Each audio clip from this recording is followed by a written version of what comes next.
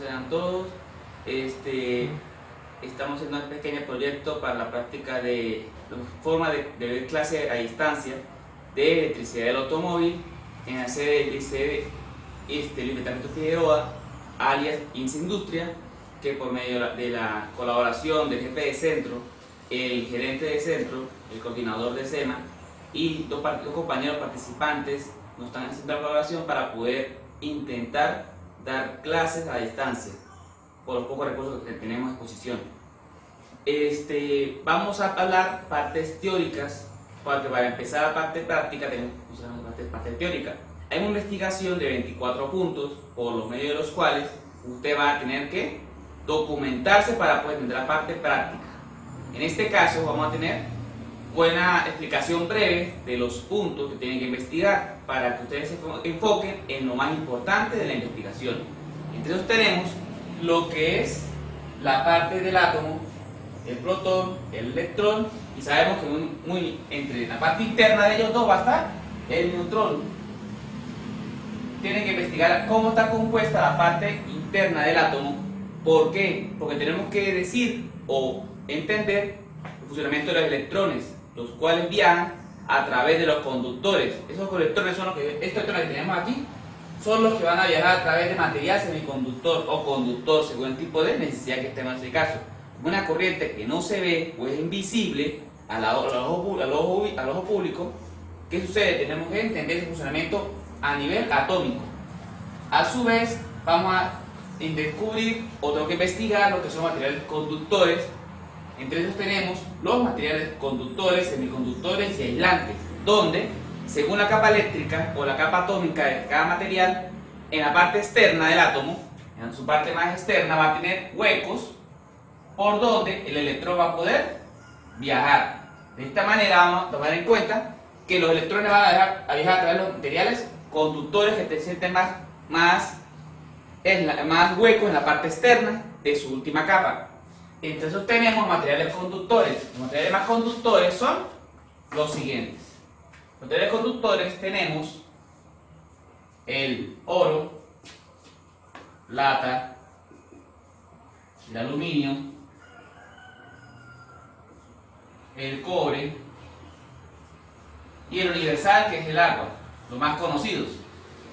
Pero hay otros materiales súper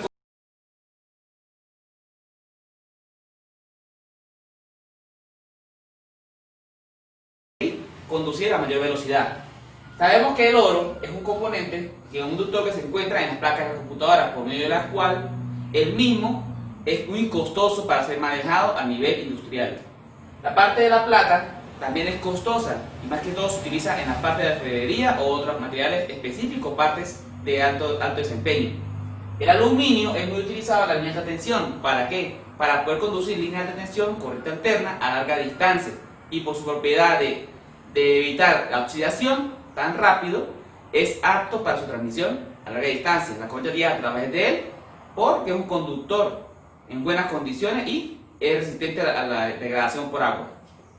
El cobre es un material que tenemos utilizando en la parte automotriz. Es muy utilizado porque es viable, es económico y tiene buena capacidad o buena carga de huecos en su última capa para poder conducir la cantidad de electrones que va a pasar a través de él. Por eso se llaman materiales conductores. Podemos tener en cuenta que el conductor universal es el agua. El agua es un material conductor por medio del cual tenemos que tomar muy en cuenta eso, ya que si estamos trabajando en la parte de un vehículo, está lloviendo, vamos a tener precaución de que porque cuando agarra el carro me da corriente, que porque salta corriente de un punto a otro. Si tenemos los cables en una posición o donde está cayéndole agua, puede ocurrir una oxidación, que esa oxidación produce fallas en el vehículo o otro tipo de degradación o problema. O de repente fallas comunes realizadas o generadas a través del agua, conductor universal, que está presente en un momento determinado y después no está presente. Una falla intermitente, está y no está. ¿Sí? Después tenemos los semiconductores. Entre los semiconductores vamos a trabajar lo siguiente. Los semiconductores son todos esos materiales que en su última capa de electrón atómica están casi saturados. Quiere decir que tienen una parte de carga y una parte libre. ¿Y qué sucede con esto? Entre los semiconductores vamos a tener los diodos. El diodo lo hay de muchas maneras. Diodo normal, el diodo Zener,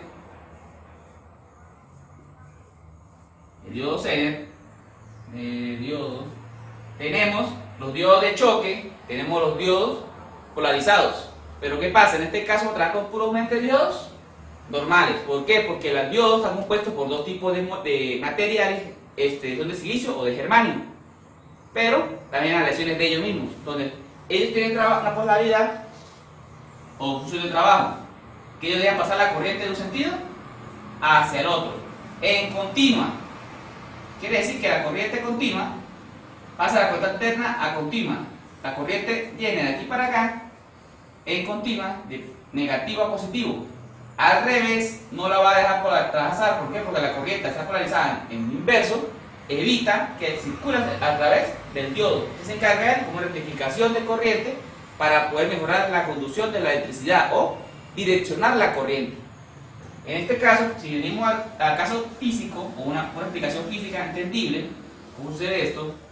Dentro de la capa del sistema vamos a poseer protones o una capa P y una capa N. Cuando la corriente ingresa por la capa P, ¿qué sucede? Va a llenar de huecos la capa P, obligando o desplazando la capa N hacia un lado, de manera que la corriente pueda circular a través del mismo. Cuando es al contrario, cuando la corriente ingresa de aquí para allá, ¿qué sucede? No tenemos nada que desplace lo que es la capa P y la N. ¿Qué pasa? Cuando él hace esto, se choca con un muro, en este caso, que evita que la corriente ingrese de aquí para acá, porque choca la carga positiva con la capa N, que evita que los electrones puedan viajar de un punto hacia el otro. Por son materiales que están con semiconductores a ciertas condiciones específicas. También tenemos los aislantes.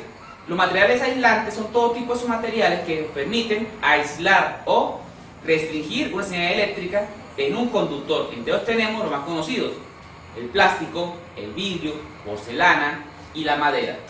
Entonces tenemos lo que son todo tipo de materiales que en su última capa están saturados. Su última capa electrónica o eléctrica está saturado completamente, obligando a que la corriente no tenga por dónde circular. No tenga por dónde circular, lo que va a hacer es que va a evitar que la señal como tal circule. Y en la parte de los vidrios, o el vidrio como tal, es un componente por medio del cual él mismo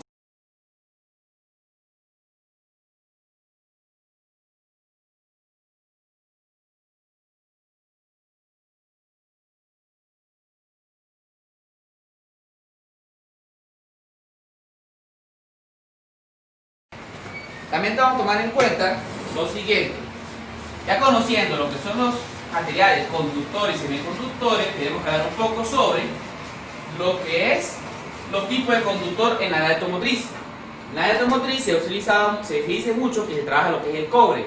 El cobre es un material conductor universal en la parte eléctrica y en la parte residencial.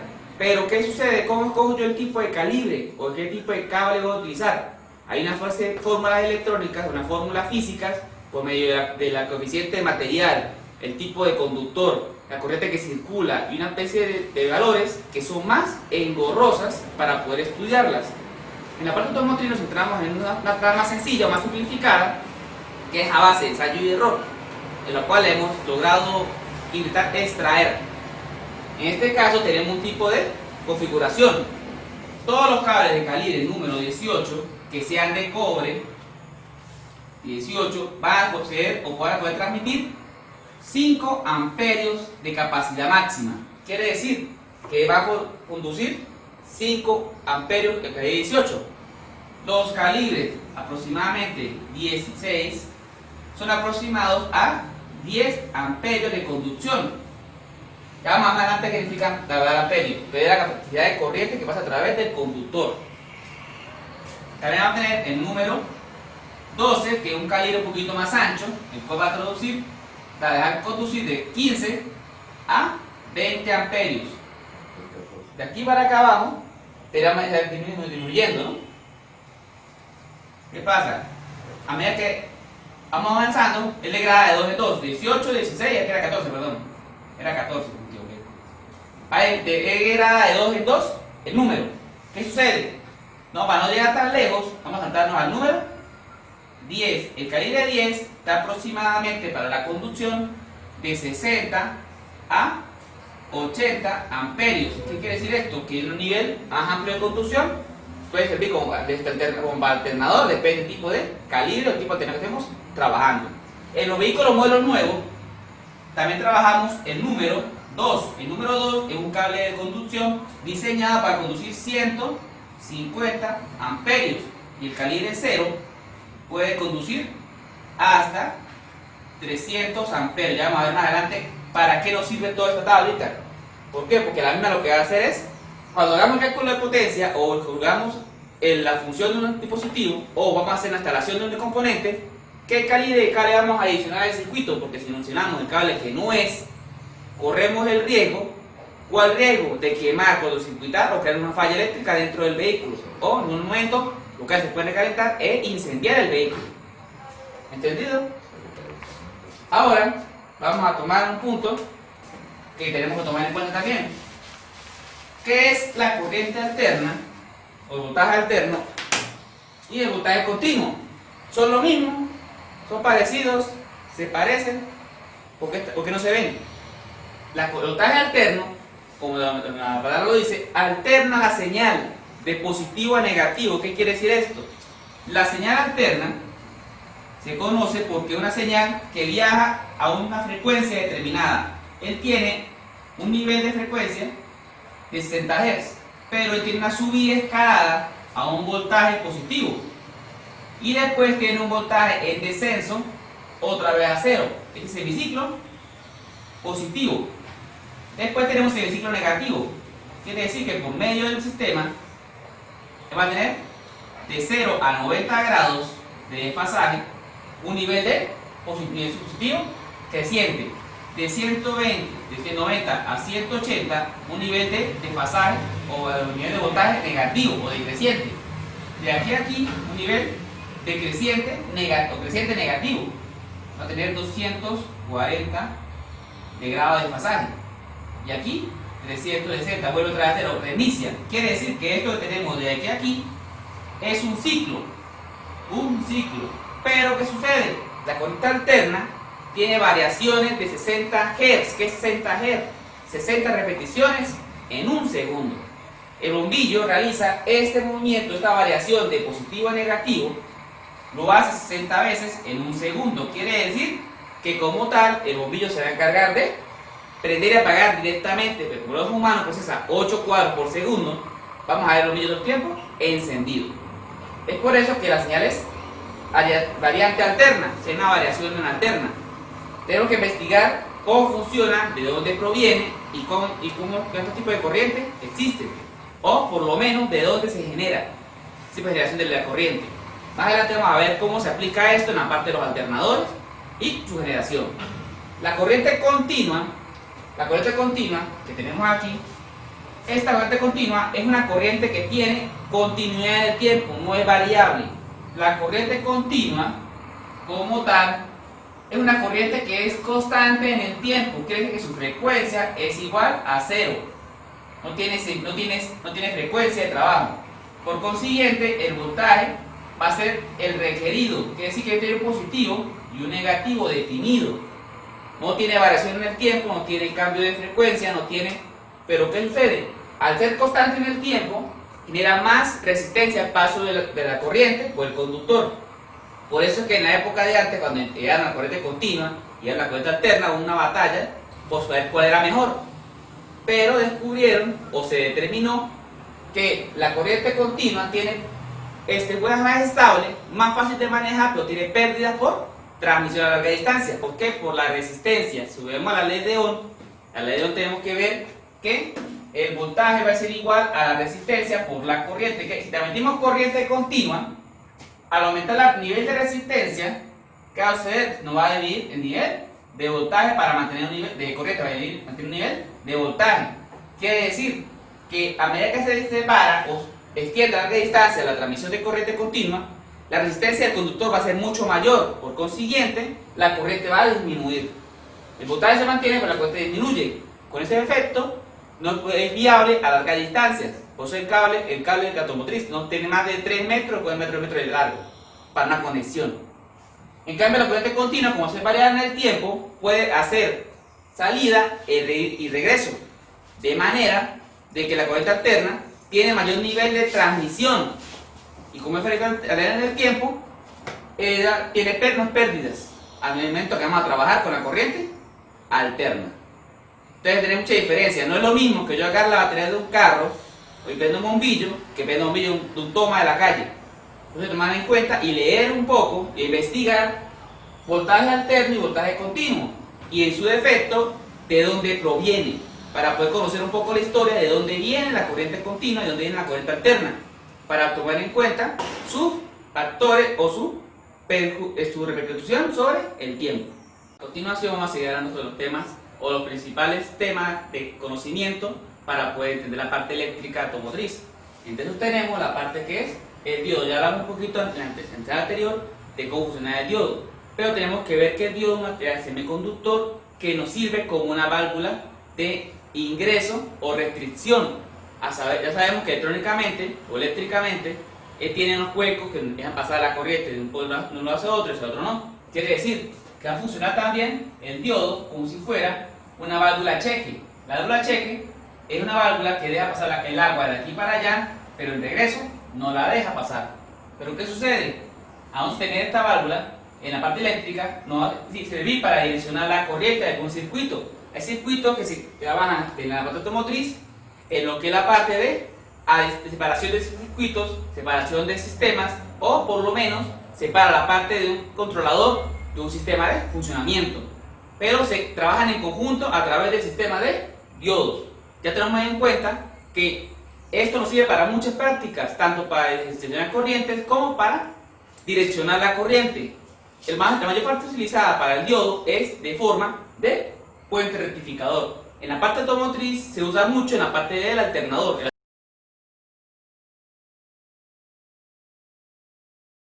La corriente alterna ya sabemos que es una corriente que va a trabajar a su vez con una señal alterna, con variación de frecuencia en el tiempo. Quiere decir que es una señal variable. Tiene voltaje positivo y tiene voltaje negativo. Pero ¿qué sucede? Para nosotros pasar esto por el carro trabaja con continua, ¿qué tenemos que hacer? Pasarlo a continua. Pero ¿qué sucede? A través de un puente rectificador, que es un sistema de conexión del puente, tenemos que investigar qué es puente rectificador y tipo de conexión, tanto que son rectificadores de puente completo o rectificador de media onda. ¿Qué es esto? El puente rectificador de onda completa es una configuración eléctrica diseñada a raíz de 4 diodos. En este caso vamos a tener 4 diodos por medio de los cuales ellos van a direccionar la corriente. Observamos que si tenemos un puente rectificador donde la corriente alterna va a entrar por este lado, corriente alterna, y va a salir por aquí, corriente alterna, pero a su vez aquí va a tener negativo y positivo. ¿Por qué? Porque el semiciclo negativo que tenemos en la corriente alterna va a pasar a la señal positiva. De esta manera vamos a pasar la señal de este punto para acá, aumentando el nivel de frecuencia. Este semiciclo que está en semiciclo negativo lo vamos a pasar a semiciclo positivo, de manera de que esta señal la aprovechamos también. Entonces no tenemos una señal todavía, una señal continua todavía no lo es. Esta señal se denomina señal continua pulsante. ¿Por qué? Porque trabaja en semiciclo positivo y es pulsante, ¿verdad? Pero esto lo tenemos solamente en una señal. Quiere decir que si nosotros pasamos el sistema de aquí para acá, el ciclo vendría siendo de este punto a este punto, de manera que tenemos el doble de frecuencia. La frecuencia no sería 160 Hz, sino sería 120. Por consiguiente, nos vamos a dar de cuenta nosotros que la corriente pulsante se va a aumentar. Pero en la parte automotriz se utiliza un sistema muy diferente. Sabemos que tenemos que investigar lo que es la parte de generación de energía. En la parte automotriz se trabaja una tecnología que es la misma tecnología de la represa de Caparo. ¿Qué tenemos ahí? Que tenemos sistemas de señales de diferentes tipos. En este caso vamos a tener señales que trabajan a través de un una corona puede ser un sistema triángulo o un sistema estrella. En este caso vamos a tener, aquí tenemos el sistema triángulo, de configuración de triángulo, o el sistema de estrella. El sistema de estrella va a tener un punto común, que es el neutro, y una señal que es R, S, y señal, que es la señal T. Aquí tenemos lo mismo, R, S, y señal T. ¿Qué sucede? En este punto tenemos un punto neutro, donde nosotros tenemos la variación de las postas en el alumbrado público, donde la tensión es más baja y la corriente más elevada. En esta configuración eléctrica, de configuración tipo triángulo, está configurada donde el punto neutro no existe. Al no existir el punto neutro, ¿qué sucede? Podemos tener menos pérdida por transmisión de corriente y a su vez podemos localizar o enfocar que todos están en paralelo. Si venimos al caso, vamos a explicar qué función cumple, que están todos en paralelo para determinar esto. Pero ¿qué pasa? Son tres corrientes sencillas, pero todas desfasadas 120 grados una a otra. Son señales alternas, pero todas son desfasadas, no son la misma. ¿Por qué no puedo unir R y S o R y T o N y T? ¿Por qué? Porque son eléctricamente desfasadas a nivel físico. Quiere decir que una señal puede arrancar 120 grados más adelante y hacer una señal de funcionamiento, y otra puede arrancar 120 grados retrasado. De manera que la señal como tal, tenemos tres señales de funcionamiento en el alternador. Por consiguiente, el sistema de puente rectificado debe ser cambiado a sistema de rectificación de puente de media onda. Por consiguiente, se puede utilizar un sistema de diodera y trabaja con un sistema de rectificación de puente de media onda, donde vamos a conseguir 6 diodos. Estos 6 diodos que tenemos a continuación van a ser los que se van a encargar de recoger las señales en estos puntos de la corona, donde vamos a conseguir que la señal va a ser rectificada. Y al ser rectificada, la señal lo que va a hacer es que va a pasar los semiciclos negativos a positivos, creando una señal pulsante mayor consecutiva o de mayor recorrido. Quiere decir que es una señal pulsante de este punto, que sería de aquí para acá. Tendríamos otra señal pulsante que sería de aquí para acá, creando un rizo, lo que llaman rizo pulsante o señal de rizo. La señal de rizo es una señal positiva que cuando esta señal va trabajando y cae, esta señal que viene subiendo la repone, la levanta, creando una señal de superposición. Esta va cayendo, esta la levanta y crea señal de rizo en el sistema, donde la señal de rizo es señal continua, pero todavía no es señal continua pulsante, pero de forma de rizo. Todavía no es continua completamente.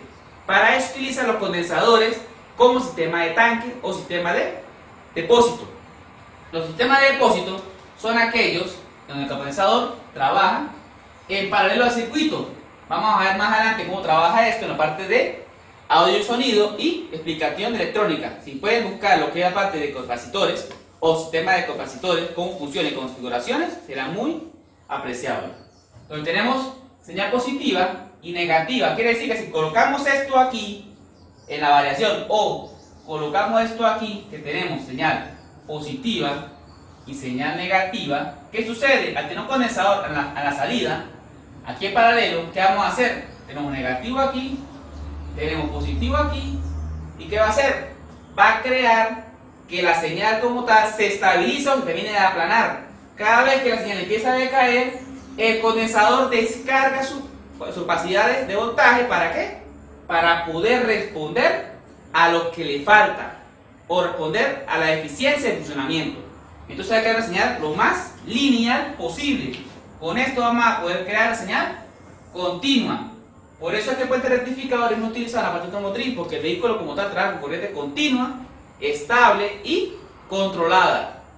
Pero generalmente produce corriente alterna, no produce corriente continua directamente. El alternador produce corriente alterna con netamente, pero a través del sistema de rectificación, a través de los diodos, de rectificación, ellos van a pasar la corriente de alterna a continua. Bueno, proseguimos. A continuación vamos a hablar sobre la resistencia. Vamos a hablar sobre la resistencia, ¿por qué? ¿Qué es una resistencia? La resistencia es todo impedimento al paso de la corriente. Quiere decir que todo material conductor, semiconductor, tiene un impedimento al paso de la corriente. ¿Qué sucede con esto? Quiere decir que a medida que haya mayor resistencia en un conductor, quiere decir que la corriente no va a poder circularlo con mayor facilidad. Cuando un conductor es completamente libre, él circula directamente, pero siempre hay una pequeña resistencia en el material, en continua. En alterna también es lo mismo, pero a diferente escala. A medida que estamos trabajando la parte de resistencia, vamos a ver que según el impedimento paso de la corriente, no es lo mismo circular por un camino plano que por un camino elevado o un camino en caída. De manera de que esto nos genera una idea de cómo se hace similitud entre el paso de la corriente. Cuando ustedes tienen diferentes tipos de impedancias a raíz del sistema, van a ser unas cuestas que van a tener la corriente. Pero, ¿qué sucede? Está representada a través de resistencias. En la parte electrónica se trabaja mucho lo que es la parte de resistencias, calibración de resistencias, cálculo de potencia de resistencias para poder controlar la corriente o manipularla. En la parte automotriz no trabajamos con la parte de resistencia mucho, pero conocemos que los valores son constantes. ¿Por qué? Porque nosotros no pedimos un bombillo de tanta resistencia, no pedimos un ventilador de tanta resistencia, pedimos un por potencia. Más adelante vamos a explicar cómo trabaja la parte de la potencia, cálculo de corriente y funcionamiento del sistema. Entonces la resistencia es el impedimento al paso de la corriente a través del conductor. ¿Oyeron? Ahora van a hacer lo que es la ley de Ohm. La ley de Ohm es un poquito más larga que tenemos que investigarla. Van a conseguir mucha información sobre la ley de Ohm, sobre el físico John Ohm, que fue el que ideó o determinó la ley de Ohm, que es la relación directamente proporcional de la corriente. Quiere decir que el voltaje va a ser igual a la resistencia por la corriente, donde es directamente proporcional la resistencia por la corriente que circula a través de él para generar un nivel de voltaje. Pero ¿qué sucede? Esto es una fórmula matemática deshecha o una forma que viene descifrada de una cantidad de fórmulas mucho anteriores. Por consiguiente, tenemos que tomar en cuenta las funciones principales o de lo más condensado posible, que es la función preliminar. En este caso, este sistema de trabajo. Si necesitamos la corriente, vamos a trabajar con voltaje sobre resistencia, pero yo no conozco muchas veces la resistencia de un bombillo, un ventilador. Puedo medir directamente a través del multímetro, pero muchas veces viene expresado en vatios. Vamos a trabajar lo que es la parte de la potencia, porque la potencia va a ser igual al voltaje por la corriente, donde vamos a tomar en cuenta nosotros que conocemos todos los valores. La única incógnita va a ser la corriente de consumo del sistema. En este tenemos, si queremos montar un ventilador de 150 vatios, conocemos la potencia en vatios del sistema, en continua. El vehículo de 12 voltios, conocemos el nivel de voltaje del vehículo. ¿Qué sucede? Para nosotros hacer la instalación correcta, podemos despejar la corriente va a ser igual a la potencia sobre el voltaje. Eso nos va a dar el nivel de corriente que nosotros vamos a utilizar. En este caso, digamos que es un bombillo de 100 vatios, que me falló por ahí, entre 12 voltios. ¿Cuánto puede dar esto? 0,6. Creo que hace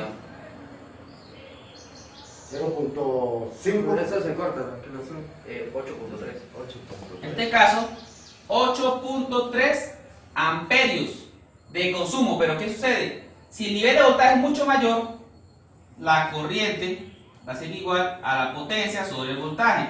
Entonces tenemos 100 vatios de consumo entre un carro de 24 voltios. ¿Qué sucede? Va a ser la mitad de esto. Va a dar aproximadamente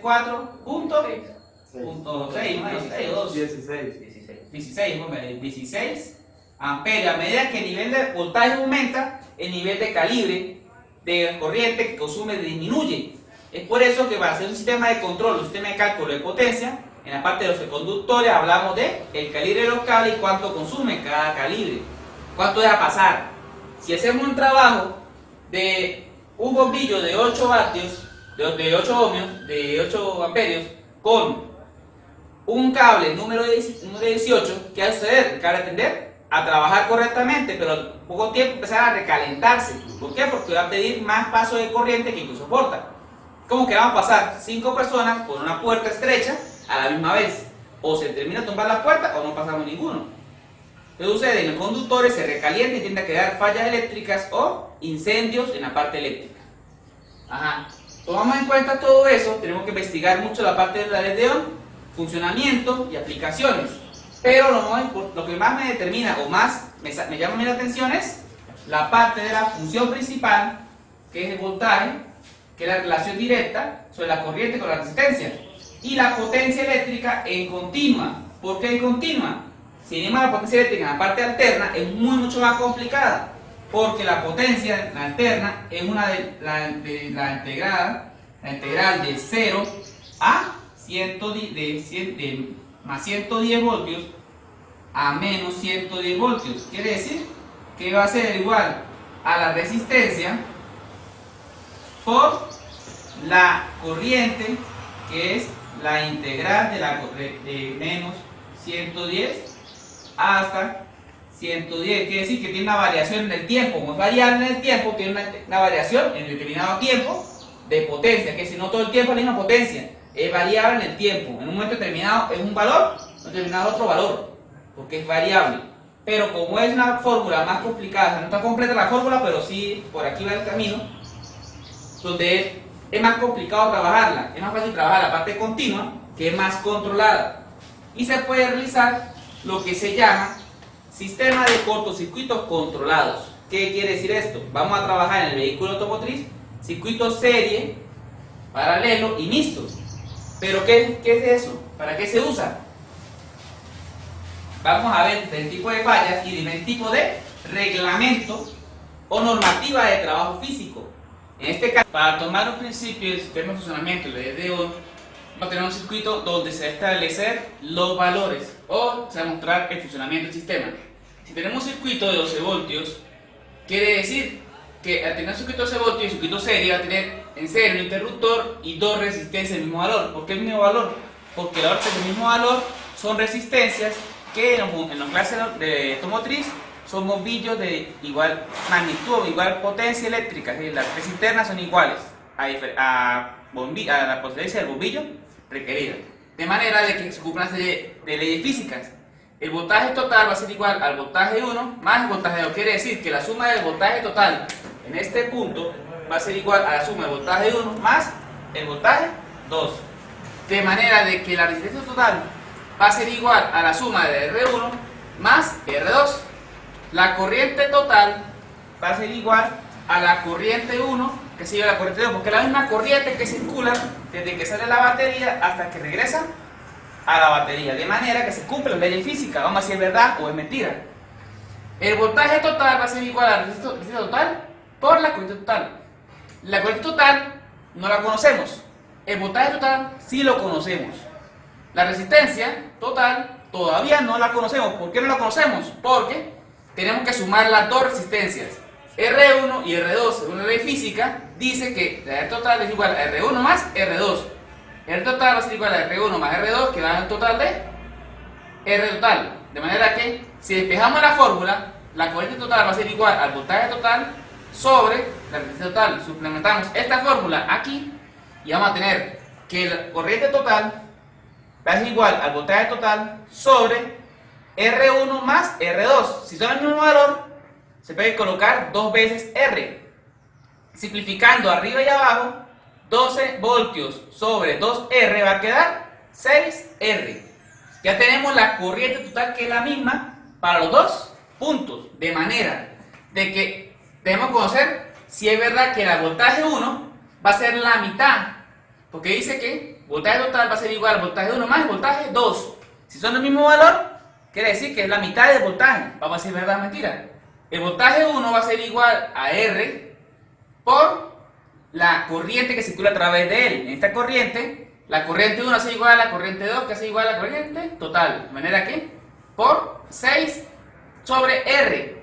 R con R se simplifica y me va a quedar un voltaje 1 de 6 voltios.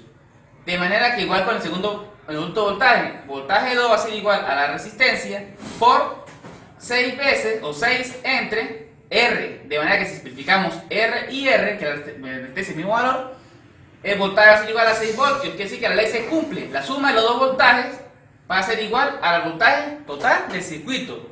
De manera que la ley del sistema se cumple. Voltaje es igual a la resistencia por corriente. La relación directamente proporcional del circuito se mantiene según sus valores físicos. De manera que estas fórmulas se deben conocer a precisión y a plenitud y manejarlas con mayor facilidad para tener mejor conocimiento, mejor práctica en el momento de trabajar con circuitos eléctricos dentro del carro. Vamos a tomar en cuenta los circuitos serios. Los circuitos serios son todos circuitos que arrancan de una batería, pasan con un interruptor en serie, con una resistencia o un bombillo, puede ser también, que a su vez va a regresar a la batería. Quiere decir que va a tener una variación. ¿Qué variación hay? Que la batería va a ser 12 voltios y el voltaje va a ser el mismo voltaje de aquí. ¿Por qué? Porque según la ley del circuito serie, dice que el voltaje total va a ser igual al voltaje 1 más el voltaje 2.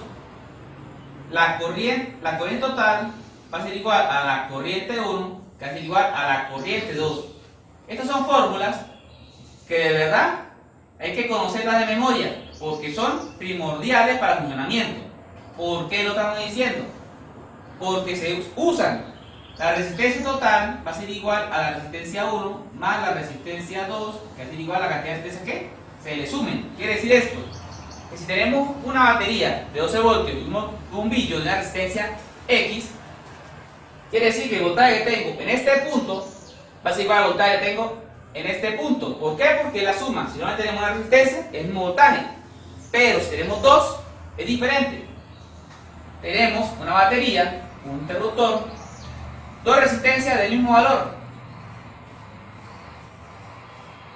Quiere decir que tenemos dos resistencias en serie. Tenemos resistencias en serie y que el valor sea el mismo. Quiere decir que según la ley dice que el voltaje total que tenemos en este punto, que sea 12 voltios, va a ser la suma de las caídas de tensión en cada uno de ellos. Como es el mismo valor, se divide a la mitad. Con los bombillos son casi el mismo valor. Puede ser que aquí tengamos 6 voltios y aquí tengamos 6 voltios. Matemáticamente puedo demostrar esto. ¿Cómo? O sea, si venimos a la fórmula, la resistencia total va a ser la R1 más la R2. Quiere decir que la resistencia total va a ser igual a 2 veces R. Esa es la resistencia que tenemos total. Entonces tenemos que el voltaje, dice aquí voltaje, ¿qué dice, no? Voltaje 1 más voltaje 2. Tengo que saber cuánto es el nivel de voltaje. Pero para saber qué nivel de voltaje necesito aquí, tengo que saber la corriente que circula a través de él, que es constante. Entonces, ¿qué pasa? Si la corriente es igual al voltaje entre la resistencia, tenemos que el voltaje va a ser 12 voltios entre la resistencia total, que es la suma de las dos. Quiere decir 2R. Entonces, si dividimos 12 entre 2 nos va a dar 6R, que la corriente va a ser igual a 6R, es decir, 6 voltios por 6 amperios por la resistencia. O sea que nos va a dar, si sacamos la resistencia por la corriente, nos va a dar 6 voltios aquí, 6 voltios aquí. O sea, se divide la corriente a nivel de igualdad. Se cumple la ley establecida. Y así nos generan fallas en los bombillos. ¿Por qué? Porque muchas veces los bombillos tienen cierta capacidad de falla. ¿Qué falla presenta? La falla presenta es que el bombillo tiende a opacarse y otro quemarse. Uno se abomba y el otro no. ¿Por qué sucede esto? Por desviación o variación de circuito, que pasan de paralelo a serie o de serie a paralelo sin darnos cuenta o previa fallas. Ahora vamos a hablar sobre el circuito paralelo. Vamos a verlo de este lado. El circuito paralelo es un circuito por medio del cual cumple el sistema de leyes físicas. En este caso, tenemos un bombillo que va a estar en paralelo con otro bombillo, donde tomamos en cuenta lo siguiente: el voltaje de 12 voltios va a tener la batería, pero el voltaje total va a ser igual al voltaje 1, que va a ser igual al voltaje 2. La resistencia total va a ser igual a la corriente total, va a ser igual a la corriente 1 más la corriente 2. Esta fórmula casi no se usa, que es el inverso de la resistencia total va a ser igual al inverso de la R1 más el inverso de la R2. ¿Por qué? Porque eso estudia mucho en la parte electrónica. Pero en este caso no vamos a utilizar el vehículo, ¿por qué? Estamos trabajando con tensiones o niveles de resistencia estables. Ahora vamos con todo por potencia. ¿Qué vamos a tener en cuenta? Si tenemos un nivel de voltaje de 12 voltios, ¿qué voltaje tenemos en este punto? Según la ley, el voltaje 1 va a ser igual al voltaje 2. Es decir, que el voltaje que tengo aquí va a ser igual al voltaje que tengo aquí. Al estar en paralelo, el nivel de voltaje es igual para los dos. Pero se cumple la segunda ley, que la corriente total va a ser la sumatoria de las dos corrientes de salida. Quiere decir que la corriente que ingresa al nodo va a ser igual a las corrientes que salen. Por consiguiente, que se cumple un efecto, que es el efecto de la ley de Kirchhoff y lo que es la parte de la jaula de Faraday, donde dice que todas las corrientes que ingresan a un nodo o a un punto central es igual a la corriente que sale de través de él. Es por eso que muchas veces hay personas que tienen accidentes en la carretera y les caen guayas de tensión en los carros y las personas no mueren al no abrir ninguna puerta, porque la corriente circula a través del chasis del carro y sale directamente. En el momento que usted abre una puerta, crea una apertura o una desviación de la corriente para ingresar la corriente dentro del vehículo y la persona muere.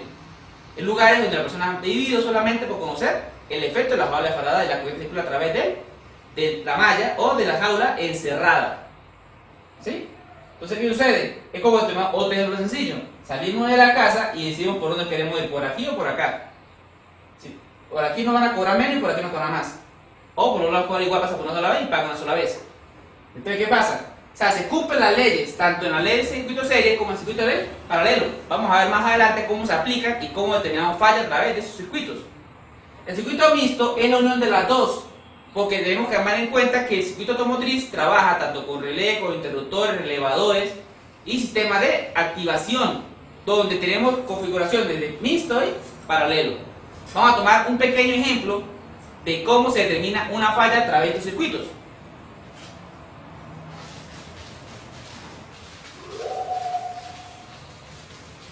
Digamos que estamos trabajando con dos bombillos de dos contactos, de alta y de baja, donde tenemos un filamento de alta y un filamento de baja, con una conexión negativa.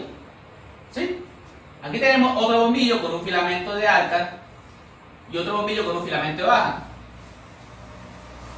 donde vamos a tener lo siguiente. Sabemos que en la automotriz la batería va a ser alimentación y este punto de aterramiento. Esto significa aterramiento al chasis, quiere decir que está conectado directamente al negativo, va a ser cortocircuito controlado. Saliendo de la batería, que son 12 voltios, vamos a un interruptor. El interruptor, generalmente, para este caso, va a soportar lo que nos piden los bombillos. Pero un interruptor como tal no soporta más de 5 amperios. ¿Por qué? Porque tiende a fundirse. Para este caso específico, que es una demostración, lo vamos a hacer así. Tenemos una alimentación que debería ser alta y baja. Si tenemos alta vendría con alta. Observa que tenemos salida, serie, y contamos el circuito serie, ¿no? Y llegamos a negativo. Regresamos al circuito, ¿verdad que sí? Circuito serie. Pero tenemos que meter otro bombillo también. Entonces, aquí sacamos del circuito serie, sacamos un paralelo. Del paralelo vamos a segundo circuito, que sería el otro bombillo. En este caso, otro bombillo va a hacer conexión a través del bobinado y regresa al punto negativo, que es el circuito controlado. ¿Qué sucede? Lo mismo con alta. Si paso el interruptor para este lado, el punto de alta va a ir para acá. Y aquí divido la corriente paralelo al otro bombillo. De manera que cuando la corriente circule o trabaje, va a ser de la siguiente manera. Si lo coloco en alta, circula por este camino y regresa. Igual aquí, sube por el camino y regresa. Si lo coloco por baja, hace lo mismo por la otra línea. Pero ¿qué sucede? Hay fallas muy comunes donde este bombillo queda prendiendo fallo y este bombillo queda prendiendo mucho. ¿Qué sucede? Cuando la falla se presenta, digamos que el bombillo de este lado se le desconectó el punto negativo por oxidación, corrosión, desgaste, sulfato o falla común en el vehículo. Este bombillo que tenemos aquí como negativo, o buscando la conexión negativa, porque puede que busque positivo o negativo que señal, él no tiene por dónde regresar. ¿Qué va a hacer el bombillo? Va a hacer lo siguiente. Va a salir de la conexión, pasa por el filamento 1, pasa por el filamento 2, sería un circuito serie, se degrada la corriente, sigue buscando, llega al punto de unión del nodo. De aquí sigue subiendo